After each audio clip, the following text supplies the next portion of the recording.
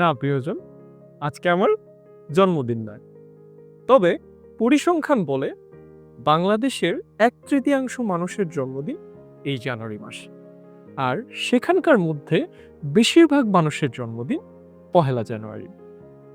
আর তাই এই জানুয়ারি মাসে এসে যদি জন্মদিনের গল্প না শোনাই, তাহলে ব্যাপারটা খুব ফেয়ার হয় না। সেই ধারাবাহিকতায় শানের গল্পের পঞ্চম পর্বে আজ আমরা কথা বলবো 90 দশকের জন্মদিন নিয়ে। তাই চলুন কথা না বাড়িয়ে গল্প বাড়াই। জন্মদিনে কি আর দেব তোমায় উপহার, বাংলায় নাও ভালোবাসা, হিন্দিতে নাও প্যার। হ্যাঁ প্রিয়জন, এই থিম সঙের আনন্দেই শুরু হতো 90 দশকের একটি জন্মদিন। আজকের এই পর্বে আমরা এখনকার জন্মদিনের সাথে 90 দশকের জন্মদিনের একটা কম্প্যারিজন টানবো। তাহলেই বুঝতে পারবেন 90 দশকের জন্মদিনগুলো কতটা মধুর ছিল। যদি প্রথমেই কথা বলতে হয়, তাহলে যে জিনিসটা নিয়ে কথা বলবো সেটা হচ্ছে জন্মদিনের আয়োজনকে নিয়ে। আমরা যদি বর্তমান অবস্থার প্রেক্ষিতে তাকাই, তাহলে এখনকার যে জন্মদিনের অনুষ্ঠান হয়, অ্যাকচুয়ালি জন্মদিনের অনুষ্ঠান হয় না, বার্থডে পার্টি হয়, সেই পার্টিগুলো একটা ডিনার কেন্দ্রিক হয়। মানে সন্ধ্যার পরে আমাদের জন্মদিনের অনুষ্ঠানটা শুরু হয়, তারপরে একটা ডিনার দিয়ে আমাদের বার্থডে পার্টিটা শেষ হয়। কিন্তু 90 দশকে কিন্তু বিষয়টা এরকম ছিল না। 90 দশকে জন্মদিনের অনুষ্ঠান ছিল একটা নিছক সন্ধ্যার নাস্তার অনুষ্ঠান। সে আয়োজনটা সমস্তটা ঘিরে থাকতো একটা সন্ধ্যার নাস্তা। সেখানে কিন্তু ডিনারটা ইনক্লুড করা হতো না, অথবা ডিনার করার জন্য আমরা কোথাও জন্মদিনের অনুষ্ঠানে যাচ্ছি, ব্যাপারটা সেরকম ছিল না। সন্ধ্যার পরে কেক কাটা হতো, তারপরে একটা নাস্তা দেওয়া হতো, সবাই মিলে আনন্দ করে ছবি তুলে চলে আসতো। সেটা ছিল আমাদের জন্মদিনের আয়োজন। এবং আয়োজনের ক্ষেত্রে যেহেতু কথা বলছি, তাহলে এখানে একটা কথা বলতে হয় যে 90 দশকে আসলে কোনো জন্মদিনের নিমন্ত্রণটা কিন্তু দেওয়া হতো ওই বাসার কোনো বাচ্চাকে। ধরেন যে পাশের বাসার একটা জন্মদিন হচ্ছে, এই বাসায় যখন নিমন্ত্রণটা দিবে তখন এসে বলতো যে আজকে আমাদের বাবুর জন্মদিন, আপনাদের বাবুর দাওয়াত, আপনারাও চলে আসবে। এইটা খুব মধুর ছিল 90 দশকে।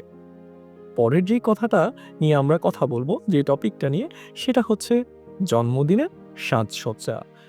এখন আমাদের যখন কোনো বার্থডে পার্টি আমরা অর্গানাইজ করি, কিভাবে আমরা সেই পার্টিটা সাজাই? প্রথমত আমরা কোনো প্রতিষ্ঠানকে বলে দিতে পারি যে হচ্ছে গিয়ে আমাদের জন্য এসে ডেকোর করে দিয়ে যাবে, খুব সুন্দর। এটা রেস্টুরেন্টে ডেকোর করতে পারে, অনেক সময় রেস্টুরেন্টের নিজেরাও ডেকোর করে ফেলতে পারে।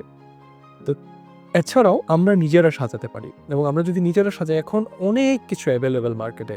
আমরা নিজেরাও একেবারে প্রফেশনালদের মতো করে বেলুন দিয়ে, বিভিন্ন জিনিসপত্র দিয়ে, সাজানোর জিনিসপত্র দিয়ে আমরা সাজিয়ে ফেলি আমাদের এই জন্মদিনের জায়গাটা।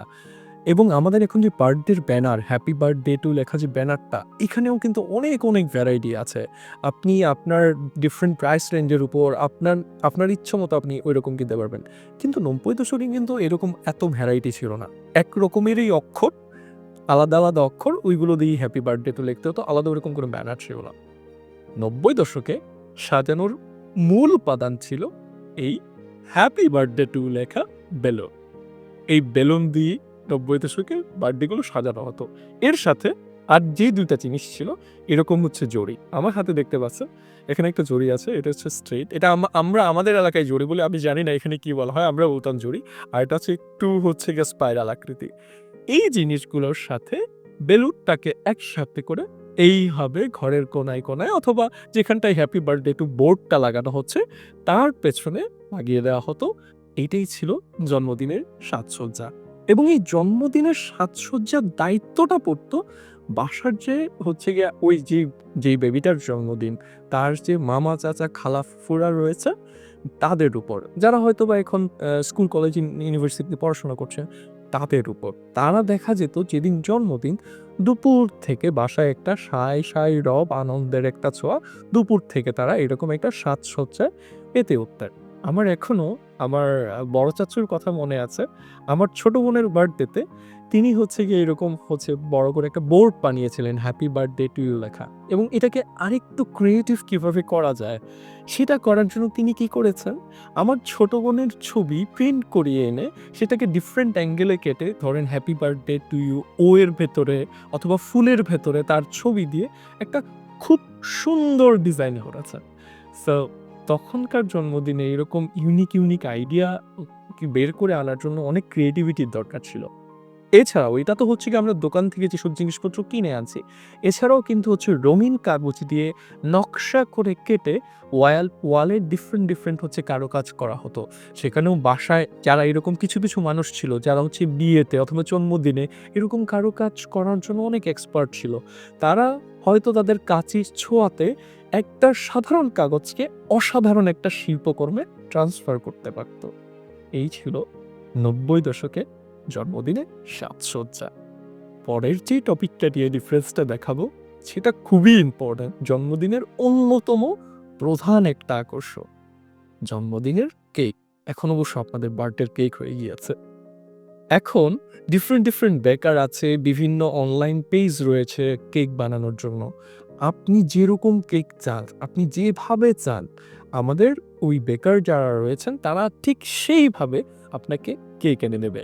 ছোটদের ক্ষেত্রে আমরা যদি কেকের ভ্যারিয়েশন দেখি আমাদের মনে হয় শেষ হবে না। বিভিন্ন সুপার হিরোর কেক, বিভিন্ন কার্টুন ক্যারেক্টারের কেক, গাড়ির কেক, আপনি যেটাই কল্পনা করছেন সেই কেকই চলে আসবে।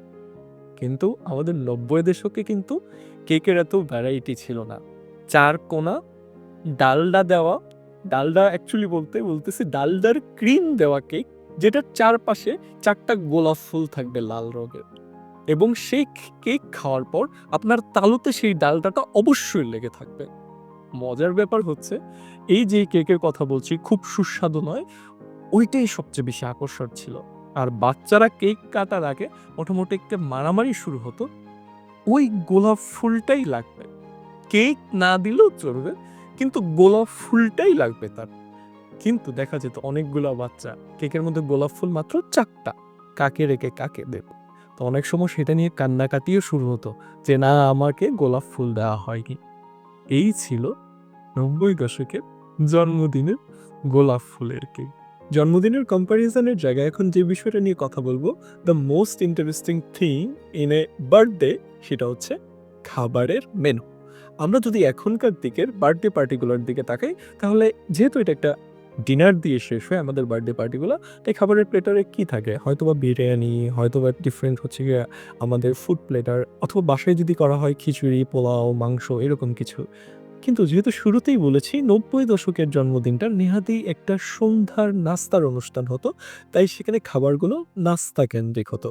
এবং আমি আপনাকে বলে দিই, আপনি যে কোনো বার্থডেতে চলে যান ৯০ দশকে, নাস্তার যে প্লেটারটা এটা মোটামুটি একই রকম হতো এবং সেখানে কিছু কমন আইটেম পাওয়া যেত যেটা আপনি প্রত্যেক বাসায় প্রত্যেক জন্মদিনের অনুষ্ঠানে পাবেনই।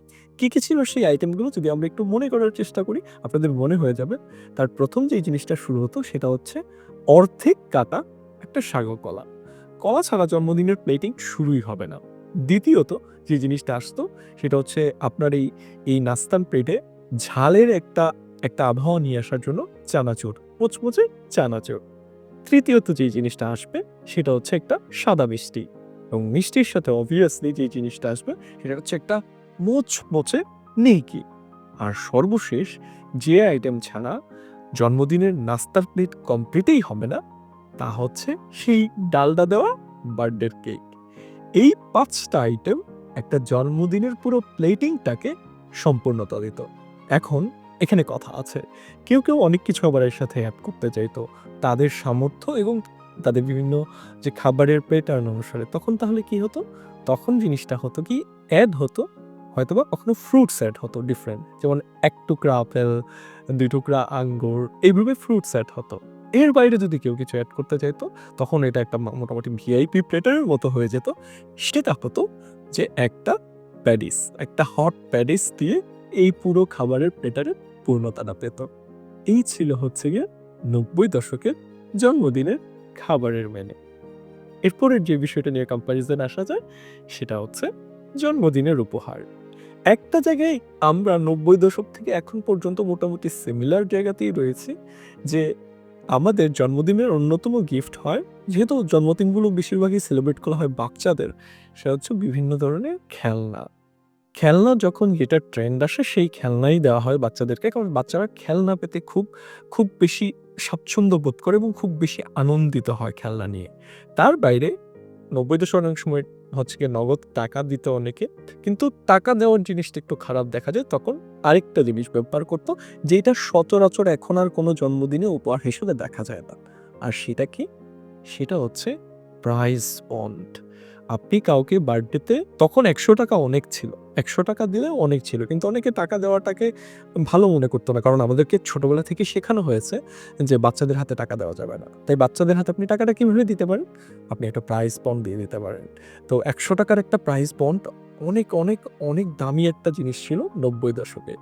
এর বাইরে আরো কিছু মজার গিফট হতো ৯০ দশকে। যেমন বিভিন্ন ধরনের প্লেট, খাবারের প্লেট। এখন কেউ খাবারের প্লেট বার্থডেতে গিফট দিবে না।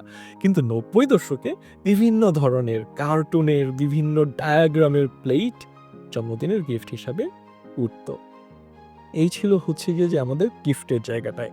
এর বাইরে আমরা কম্প্যারিজনে যাব না, কিন্তু আরো কিছু ফ্যাক্টর আছে যেটা ৯০ দশকের জন্মদিনকে অনেক স্পেশাল করত।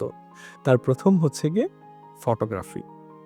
বার্থডের যে অনুষ্ঠান হতো তার অন্যতম মূল আকর্ষণই ছিল ছবি তোলা।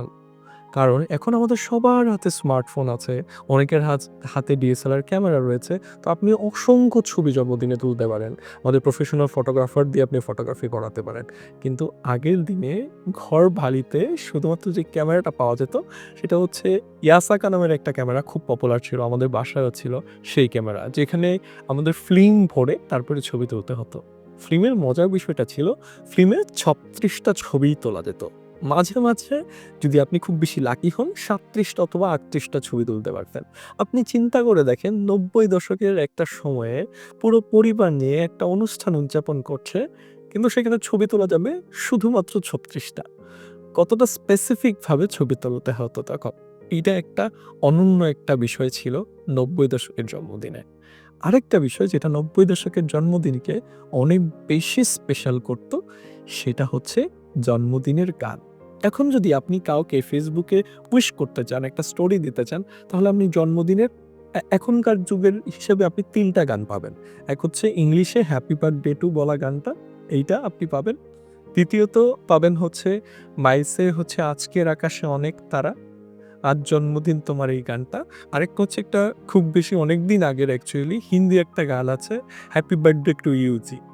কিন্তু বিশ্বাস করেন ৯০ দশকে জন্মদিনের গানের ক্যাসেট পাওয়া যেত, যেখানে ৮টা ১০টা করে গান, বাংলায় গান জন্মদিনের ছিল। তা হয়তোবা আমরা জানিও না। আমরা যেই থিমে আজকে হচ্ছে জন্মদিনের অংশটা শুরু করছিলাম, যে জন্মদিনে কি আর দেব তোমায় উপহার, বাংলায় নাও ভালোবাসা, হিন্দিতে নাও পেয়ার। এই গানটা তখন খুবই, খুবই জনপ্রিয় ছিল। এছাড়াও আরো অনেক গান ছিল।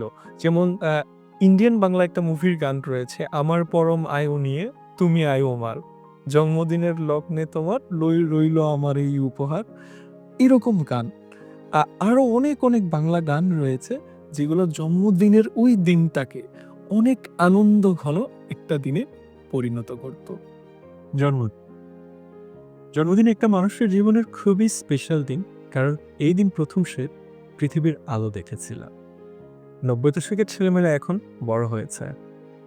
এখন হয়তো তাদের জন্মদিন কাটায় বন্ধুদের সাথে জন্মদিনের পার্টি করে, কিংবা বিশেষ কোনো মানুষটাকে সারাদিন সময় দিয়ে। এত কিছুর মাঝখানে যাতে আমরা ভুলে না যাই যে মানুষগুলোর জন্য আমরা পৃথিবীতে এসেছি, যে মানুষগুলোর জন্য আমরা আজকে এত বড় পেয়েছি, সেই মানুষগুলোর অবদান আমাদের জীবনে কতটুকু বেশি। যখন একেবারে শৈশব থেকে কৈশোরে পা রাখছিলাম, তখনের আমার জীবনের প্রত্যেকটা জন্মদিন কেটেছে জন্মদিনের দিন ঘুম থেকে উঠে আব্বু আম্মুকে সালাম করে, তাদের দোয়া নিয়ে। তাই আমি আশা করব আমার ক্যামেরার ওই পাশে আমার যত প্রিয়জন আছেন তাদের সামনের প্রত্যেকটা জন্মদিন যাতে কাটে বাবা মার দোয়া নিয়ে, বাবা মার আশীর্বাদ নিয়ে। কারণ জীবনে তাদের আশীর্বাদটাই, তাদের দোয়াটাই সবচেয়ে বড় জিনিস।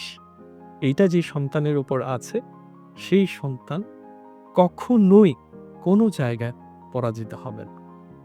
আর যেতে যেতে মজার একটা ফ্যাক্ট বলে শেষ করব আজকেরই পর্ব। সেটা হচ্ছে এখনের যুগে আমাদের বাবা মারা যারা রয়েছেন এখনকার, তারা তাদের ছেলেমেয়ের জন্য অনেক বড় বড় পার্টি থ্রো করেন, অনেক বড় গিফট দিয়ে তাদেরকে সারপ্রাইজ করেন। 90 দশকের ব্যাপারটা যে এরকম ছিল না তাও না, মফস্বল শহর হতে পারে, কিন্তু একজন বাবা তার সবটুকু দিয়ে তার ছেলে মেয়েদের জন্মদিন করত। আমি এখানে আমার ব্যক্তিগত এক্সপিরিয়েন্স দিয়ে আজকের এই জন্মদিনের গল্পটার ইতি টানব। আমার বাবা আমার প্রথম জন্মদিনে বিয়ের মতো করে গেট করেছিলেন, কারণ আমি তার প্রথম সন্তান। তার প্রথম সন্তানের প্রথম জন্মদিনটা তিনি এইভাবে স্মরণ করে রাখতে চেয়েছিলেন।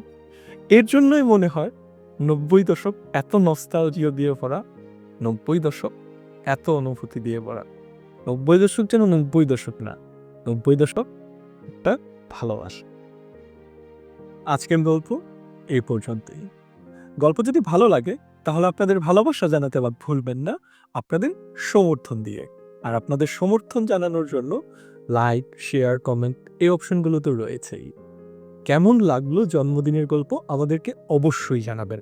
আর আপনাদের জন্মদিনের গল্পগুলো কিন্তু আমাদের কমেন্টে জানাতে ভুলবেন না। আপনারা জন্মদিনে কি করছেন অথবা কি করেন সবকিছু জানার জন্য আমরা অধীর আগ্রহে বসে রইলাম। তো আজকে এখানেই শেষ করছি। সামনের সপ্তাহে নতুন গল্প নিয়ে আবারও দেখা হবে। আর সে পর্যন্ত কথা বলা চলো, গল্প বলা চলো।